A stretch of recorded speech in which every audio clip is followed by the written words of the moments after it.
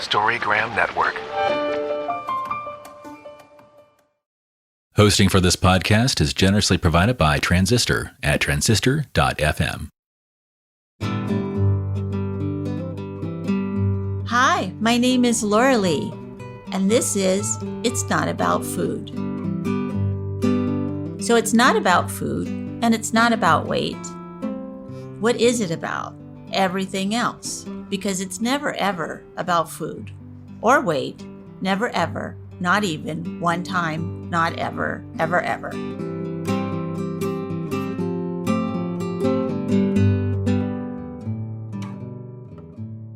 Hello, everyone. This is Laurelee Roark from It's Not About Food podcast. Thank you for joining us today.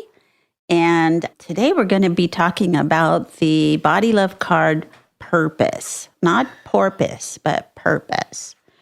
So the goddess on the front is walking with her deer sort of up a path, and there's a beautiful sun shining and a little crescent moon, and it's hilly and there's flowers.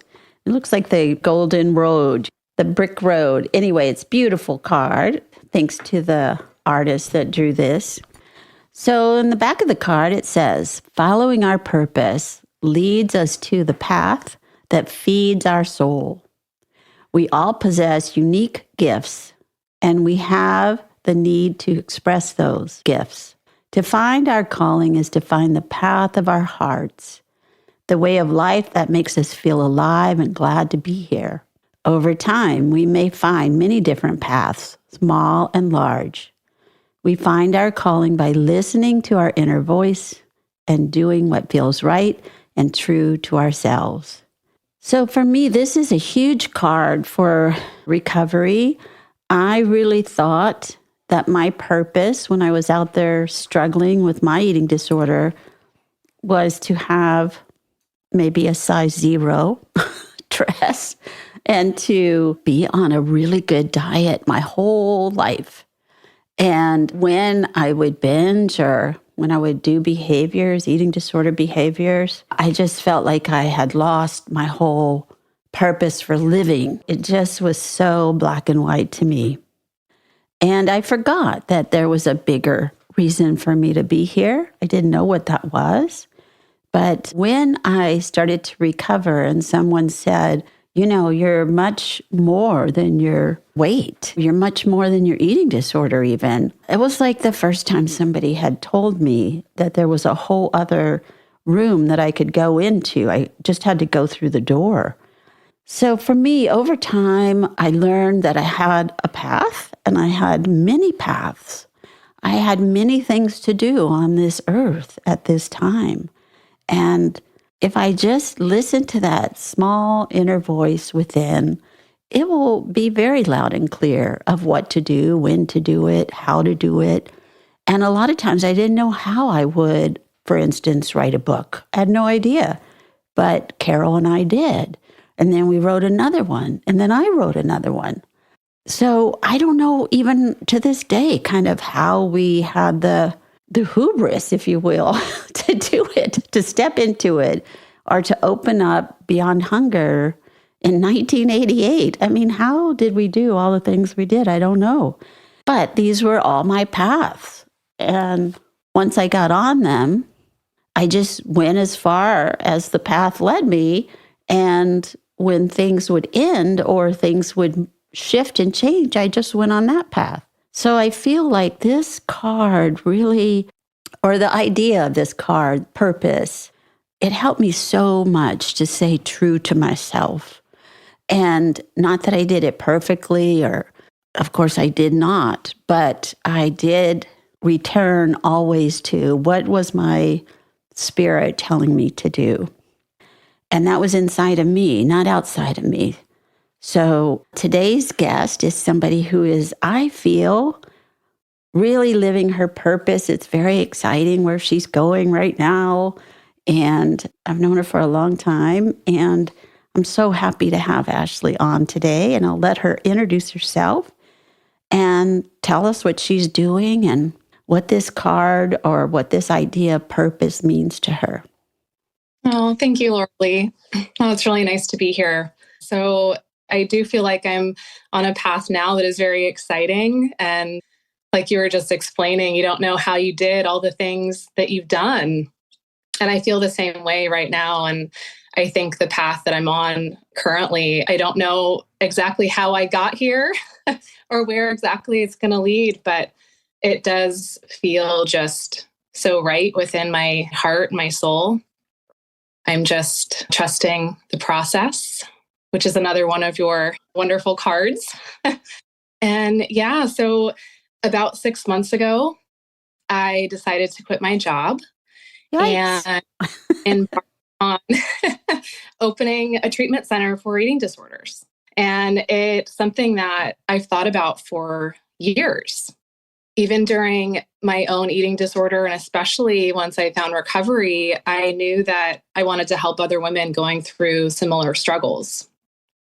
And I remember feeling so happy and lucky to be alive that, this was now my purpose and my calling, and thinking I found recovery so that I could help other women and other people. So I enrolled in college, probably for the 6th or 7th time by that point, out constantly due to my own eating disorder. I'm in psychology with really the goal to become a therapist. And during this time, I was working in property management. I met my wonderful husband. We got married. We were looking for a home together. And so things were really great. Every now and then, I would search for jobs within the eating disorder field. And one day, a job popped up for an outreach and marketing position for an eating disorder treatment center that was opening in my hometown. And I couldn't believe it. So I applied and I got the job. And the moment I began working there, I knew I made the right decision. Being so young, I learned so much from the clinicians and from the clients. And the staff there just created such a warm and welcoming environment for these women. It really felt like a little sanctuary tucked away from the world. And unfortunately, just a few short years later, the center closed. And I continued to stay in the outreach and marketing field for a few different companies, a few different treatment centers, still helping people with mental health and some eating disorder issues, but it just didn't feel the same.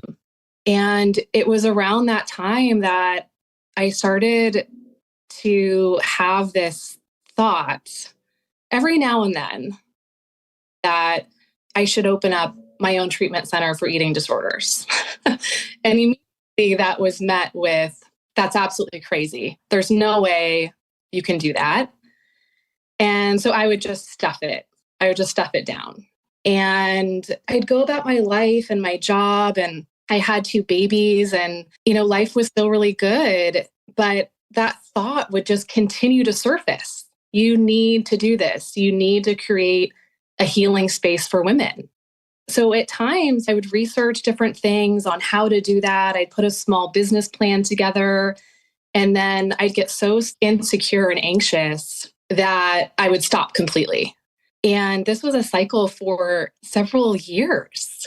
Fear stopped me in my tracks every single time, even that old, very familiar ED voice of, you're not smart enough. No one will ever support you. You'll fail. So just quit now. And the more I listened to that fear voice, the unhappier I became. Yes.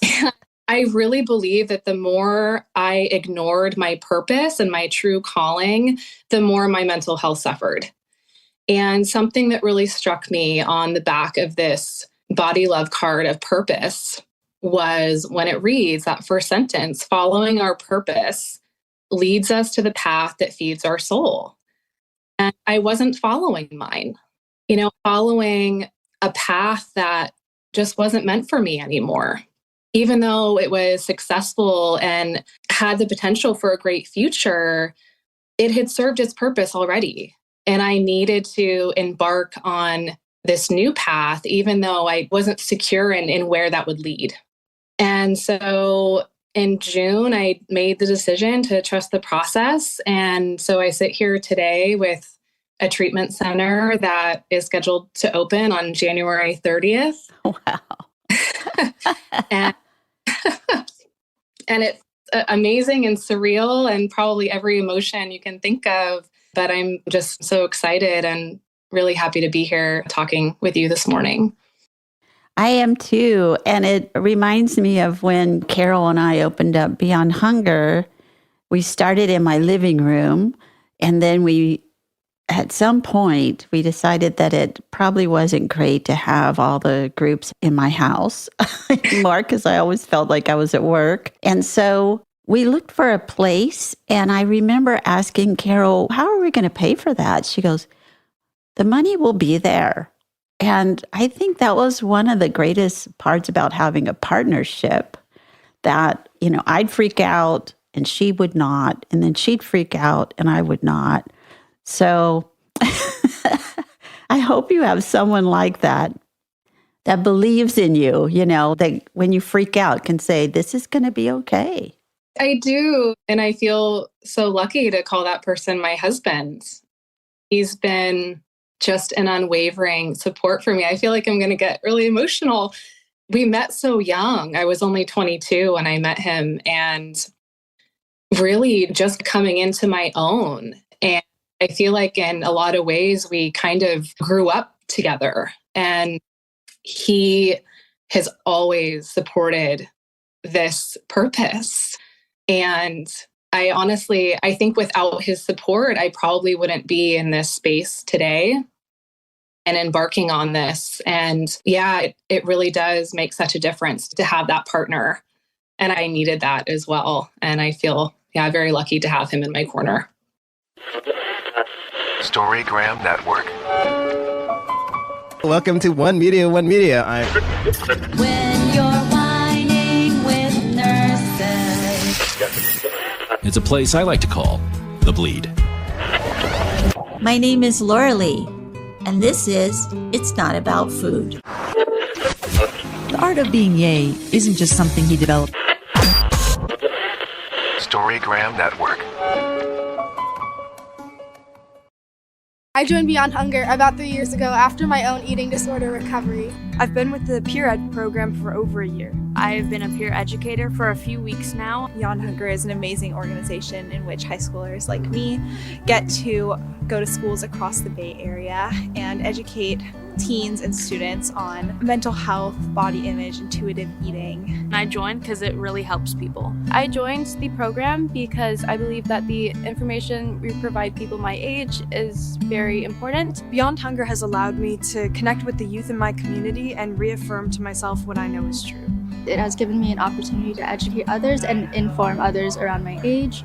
And I just think it's a really wonderful program. Because I want to teach other teens what I never learned. Appreciating your body through its ups and downs, navigating diet culture, and learning about intuitive emotions and hunger. And I felt that it was super important to continue to make change in the community. My name is Laurelee Roark, and I am one of the founders of Beyond Hunger. My business partner, Carol Normandy, and I founded it in 1988. But for the last 25 years, we've been going into schools and talking about the issue of eating disorders and body hatred. We train young women to go in with us, peer-to-peer, student-to-student, and it is a wonderful program. Please give generously this holiday season. Thank you.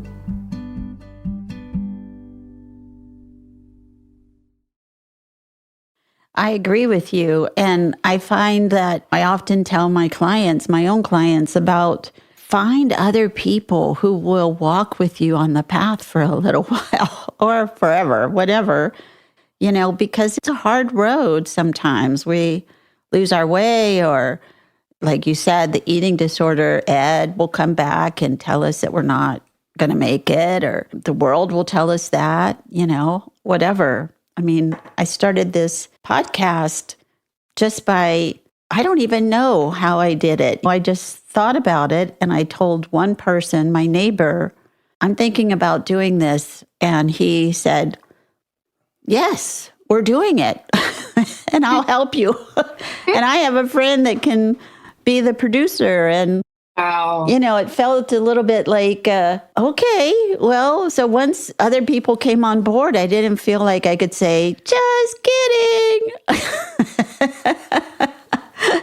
So it happened. It's just amazing to me. Yeah, it's funny how that happens. I remember telling just a few people once I really decided that I was going to do this and that I was going to try to open up a treatment center. I was so shy about saying anything to anyone because I didn't know what the reaction was going to be. I remember those first few people I told, and when it was met with support and excitement, it just gives you this, oh, okay, everything's going to be okay. This could actually work. And I have people on my side. And then everything just started to fall into place. And yeah, it really does make a difference. It does. And I wonder about, so like you, I had an eating disorder and thought I would die of that eating disorder. And then fast forward years, and I'm helping other people recover from an eating disorder. Again, it was like, what? How can you, what? How did you get here? It's sort of like, I think that once I got well or once I recovered, I decided that I needed to live. And if I was going to live, then I was going to try to follow my soul and my spirit. So was that sort of your process as well? It was. When I was in my eating disorder, like so many other people, I got to that point where it really sunk in that I was either going to live the rest of my life in that state, not really living, not having any relationships, not having any type of career or purpose, not having any kind of life, or I was going to die of this disease. And it really did feel like it was going to be one or the other. There was no other way. And I went to bed one night with that realization, and I prayed for the first time in a really long time. And I just remember just being completely broken down. I prayed that somehow, some way, this eating disorder would be taken from me, or I would just be taken in my sleep. I just couldn't do it. And I woke up that next morning. The first thing I felt was warmth on my skin. Wow. It was the sunshine from my window, and I could hear the birds chirping outside. My eyes were still closed. And I just remember having a thought, like, wait a minute, what's happening? Because in the morning I would wake up and it was just that wheel of the obsessive thoughts. It was like I could never get away from it. I could never escape it. And that morning, that wheel was not spinning. Wow. Sat up really quickly.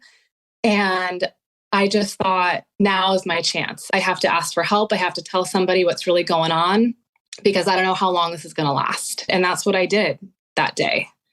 And I've been in recovery ever since. And I do feel incredibly lucky to have had that experience. And I don't want to waste that. I really do want to spend the rest of my life helping other women find their path to recovery and find their purpose in this life. That is so beautiful. To talk about the sort of the moment of when, if you go down this path, or if your purpose is to have an eating disorder that eventually kills you or makes you crazy, that's that purpose. But if the other purpose is you don't know how it's going to happen, but you're going to go towards recovery, what even the hell that means, that is such a perfect way to say it, that you just gathered your strength as you were sleeping that night going, yeah, this is where we're going. We're going to turn away from that other thing that's going to kill us. So beautiful. That's a beautiful story. Beautiful story. Thank you. I know, and I know other people listening to this show know how hard it is to recover from an eating disorder because it feels like it takes over our whole lives. everything is about that. I would be able to work, and I had a child, and I was married, and I would have conversations with people, and I would be able to operate in the world, but I would constantly hear that voice of, you're not enough, this is no good, you're too fat, you're too thin, you're too something, you're not enough of whatever that is. And you're going to fail, you're going to fail, you're going to fail, you're going to fail. Just that wheel. That's a great way to describe it, of loop to loop to loop. And I didn't think I'd ever get rid of that voice. I really didn't. Yeah, I didn't think so either. And recovery is hard. There's so many phases. I think one of the most important things in creating this center was offering a space to women that just felt incredibly safe and warm and compassionate, and just a place of understanding so that they can come in every day and just leave everything at the door and feel like they're really going to be taken care of and heard. And, I think that's something that I didn't necessarily experience in early on in recovery, going into treatment. And it really wasn't until probably a few years, 5-6 years into my recovery, that I found a therapist that offered that for me. And so I walked through the door to her office. I felt just completely safe, completely heard and understood. I felt her unwavering compassion for me. And that's what truly made the difference in my lasting recovery. And I'll never forget that feeling. And I hope that we can create that same feeling for the clients that walk through our door. I think you definitely can, especially when I came to your kind of soft opening of showing the rest of your eating disorder recovery peeps of what you had created and meeting your team. I thought, first of all, it's a beautiful space. You created a beautiful space, which I think is so important, and a safe space. And I don't know, I just felt like people coming in here are going to feel the love that built this space. I met your husband for the first time. He had that huge grin on his face. Hello! Looks great, right? I mean, it was just, you had so much backing. People had your back, and I could feel that when I was in there. Oh, thank you. It meant a lot to me that you were there. Yeah. Is there anything else that you would like to say? You have a platform here. Do you want to give a little plug about where to see this wonderful place, where to join it, where to be? Yeah, so our website should be going live today or tomorrow. Wow. And I don't even think I said the name of our treatment center. So it's Willa Wellness Center. And our website is willawellness.com. You can go there to learn about our different programs, our staff, our approach to treatment. We're located physically in Petaluma, California. We're offering a PHP and IOP level of care for women 18 and over. What does Willa mean? Yeah, so it took me such a long time to come up with a name. Really wanted it to be perfect and to have meaning. And so Willa means resolute protection or protector, and also translates to warrior. Oh. So Willa Wellness Center, Willa meaning resolute protection. I really wanted our clients to feel that when they come into our space. And once they're through treatment with us, become their own warrior, as they move through their own journey in recovery from an eating disorder. I read it wrong the first time I saw it. I read it as Willow. And I remember thinking, what a great name, because you can bend but not break, which I think is just probably another thing about going into recovery. You have to bend. You really do. You do. Yeah. But I love that you're turning to go into this. You do have to become a warrior, and you have to also become just a regular person that chooses not to die of this disorder if you can do it. Absolutely. So I'm so happy to talk to you. And I wonder if you will read that bottom part of the card, the today. Today, I will find some time to ask myself the questions: what higher purpose might I have? What can I bring into my life that would bring me joy, inspire me, and feed my soul? I will listen to my inner voice and honor whatever thoughts, feelings, and ideas that come to me.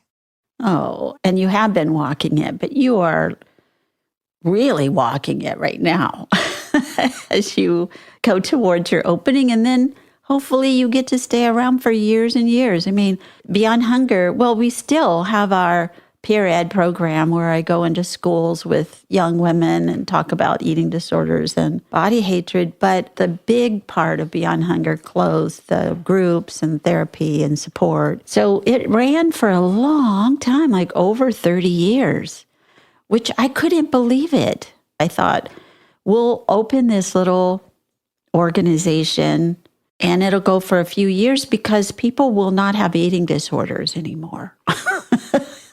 Which was crazy talk because, of course, it got worse. We never thought it would get worse, but it got worse. You know, I never saw social media coming or Photoshop or all the millions of things that have happened. So I'm so glad that you're picking this up and carrying it forward. Thank you very much for doing that. Well, thank you, Laurelee. You're incredibly inspiring. And I remember coming to Beyond Hunger when I first got into this field. And I just looked at you and Carol and just thought, gosh, you were just some of the most amazing women. Oh, you were doing for the community. And you were very, very inspiring to me, you know, in the beginning of the journey. So thank you. And you are very inspiring to me. And I'm happy that you're picking up the mantle, walking through. Thank you. So we'll end with, if you don't know what your purpose is, check inside of yourself. It's right there. And thank you very much, Ashley, for being on my show today. Thank you for listening. And be sure and follow me on Patreon, Instagram, Twitter, Facebook, and itsnotaboutfood.com. Thanks.